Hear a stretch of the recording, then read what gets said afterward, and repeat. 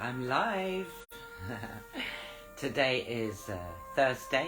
It is the 2nd of March. It's the 2nd of March 2023. And I'm reading out of Scarlet Feather. It is a book written by Joan Grant, who lived from 1907 till 1989. And she used to write far memory books.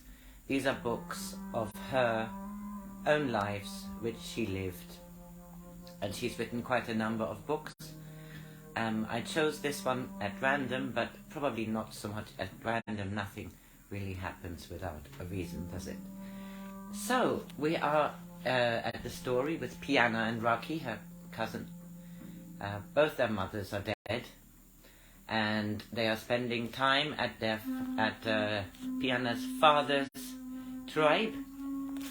Her father's name is Nakachi, and it's in the West, thousands of years ago. This chapter is entitled Black Feathers, who are an enemy. Lots of stories are told about the Black Feathers, and Raki and Piyannah thought it was a myth, but it isn't a myth, and now they have to be getting ready to fight the Black Feather. This is the second part of this chapter. I could feel Gorky and Takina tense beside me as we lay on the narrow edge. The Scarlet Feather had put 2 fresh logs on the fire, the signal that the Black Feathers were sliding towards us through the woods with the stealth of vipers. The circle of cliffs was taut with bows. A shadow moved down the river, and I felt Gorky notch his arrow to the string. Though we were not to lose our bows until the enemy began to retreat towards the opening in the rocks on the east of the encampment. The man by the watchfire seemed absorbed in his smoke. The shadows moved closer. They were surrounding the squaws' teepees. The pool of darkness below the great teepee altered its shape. Now there were men as well as rocks in the intensity of darkness. Now we should know if Nakachik had been right when he'd said that the Black Feathers were obedient to their tradition and always surrounded the teepees before they attacked. The man by the watchfire threw on another log. The Black Feathers had surrounded the encampment. The Scarlet Feather knew that the 300 pairs of eyes were watching him. He might as well be the first victim, alone and defenseless. Yet he had not moved. The smoke from his pipe was calm and unhurried, hurried as though he were indeed an elder, pausing in a story often told. Suddenly he leapt to his feet and gave our war cry. The encampment was no longer in darkness, for the ring of fires we had prepared sprang into life. Our fires, not the pyres of teepees for which the Black Feathers had waited. In the sudden glare I saw the enemies, their bodies glistening with oil, their ribs outlined with charcoal so that they looked like skeletons from the underworld.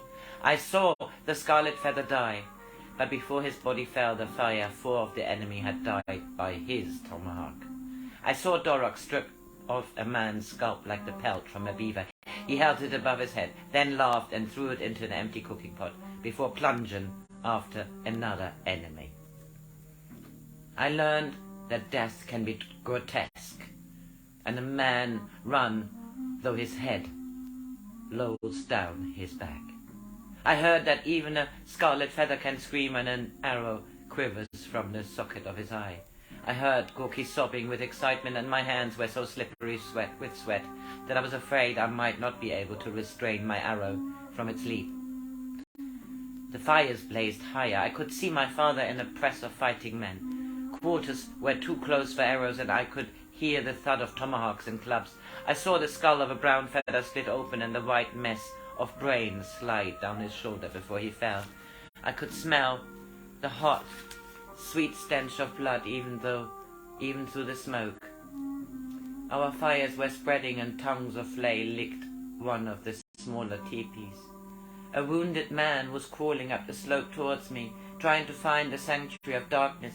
I was going to help him, but Gorky pulled me back, and I saw the Black Feather in his forehead thumb. He was coughing, a hard, dry cough, like a sick animal. His body curved forward as though he were trying to retch. Fire suddenly ran up a pine tree, and I saw the haft of a broken arrow sticking out below its shoulder blade. The light was so bright that I could even see the colour of the blood bubbling from his mouth. The coughing went on and on. I could hear it even above the noise of battle. There were many of our dead before the few black feathers who still survived started to cry to withdraw into the woods. "Now," shouted Gorky, "now the first to pass that rock is mine."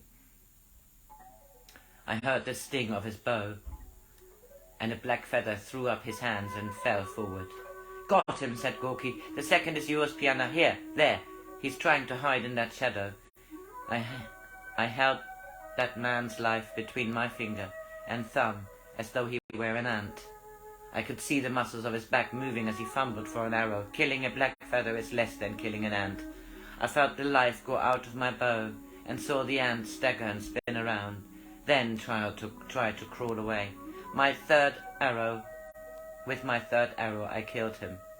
The hunter does not let a wounded animal escape. It is beautiful to kill a black feather. At last I knew the meaning of a hunter. There was no pity such as had spoiled the killing of a deer. The blood from an enemy is hot and red and beautiful, and by it the brave grow strong. "I'm going to take a scalp," I said, and stood upright on the ledge. "No, Piyannah, we are to stay here," said Takini. "I'm going to take a scalp and get another for Raki."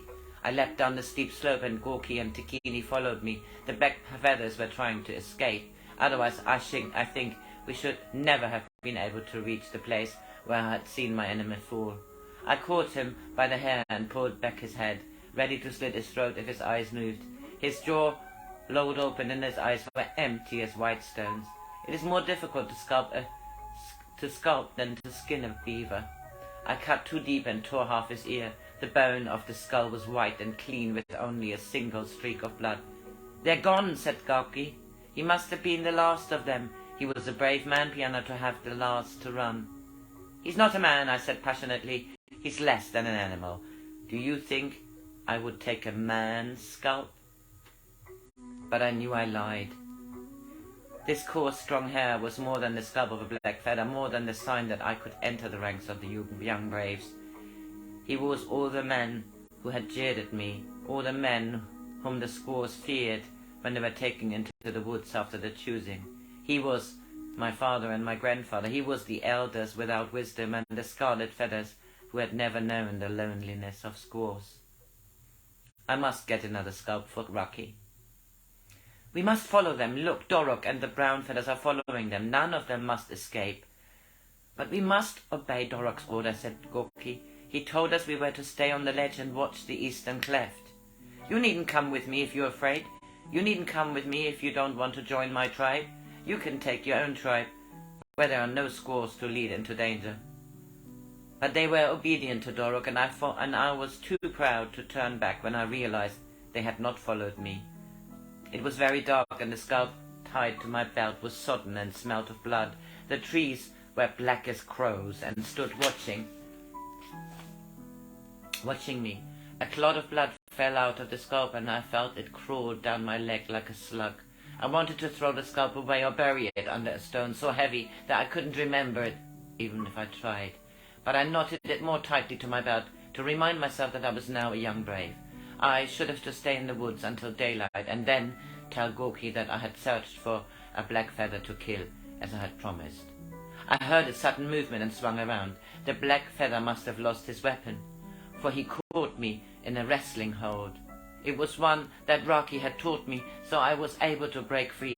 He had a strong rancid smell. There was no moon, and I could only see him as a dark shape against the darker trees. I dared not run, for he would know I was a woman. I drew my knife, but he must have heard me, for in the next hold he twisted it from my hand, and I heard it clatter against a stone. I tore his ear, that sudden twist of Gorky's, and I felt it strip from his head. He tried to bite through the big vein in my neck, but I twisted his head.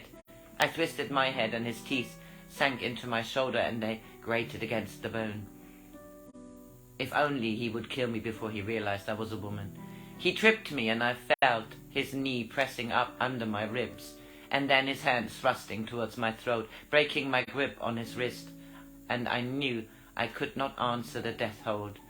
Blood roared into my ears as though I had dived too deep. I was going to die, and he would take my scalp. Would I still be mutilated on the other side of the water? Would Raki recognize me in our little valley? Would he grow old and have to wait so many years?